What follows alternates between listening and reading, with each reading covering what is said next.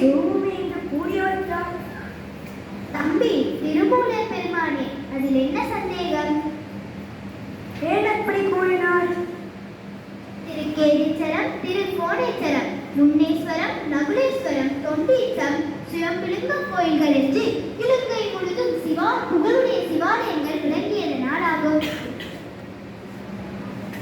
அப்படியானால் சமய பண்பாடு பண்பொட்டு சைவ சமயம் என்று கூறலாம் தானே? திருமூலர் பெருமானும் சைவம் சிவனுடன் சம்பந்தமாவது என்று அருளியுள்ளார். சைவா போற்றி என்று மாணிக்க வாசகர் பெருமானும் அருளியுள்ளார்.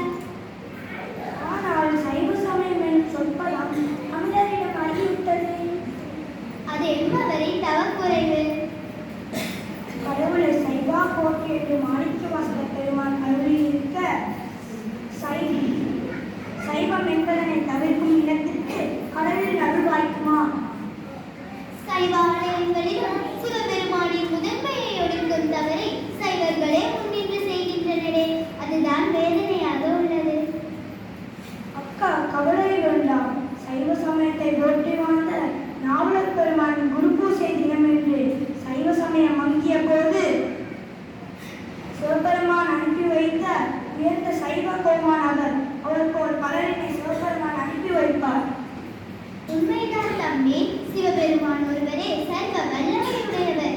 அவரை வழிபட்டு விண்ணப்பித்து நின்றால் திருஞான சம்பந்தமூர்த்தி பெருமான் போல் நாவலர் பெருமான் போல் சைவ காவலர்களை அவர் அருளி செய்வார்.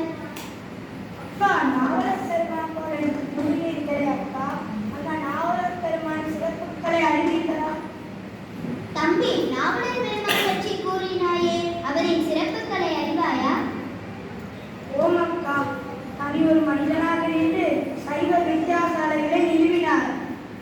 புறச்சமயத்தவர் சைவ சமயத்தை ஆட்கொண்டும் அளிக்குமாறு உருவிய போது கண்டனங்கள் பல செய்து அவர்கள் போர்களை தவிடுபொடியாக்கினார். சைவ நூல்களை பதிப்பித்தார். பல நூல்களை அவரே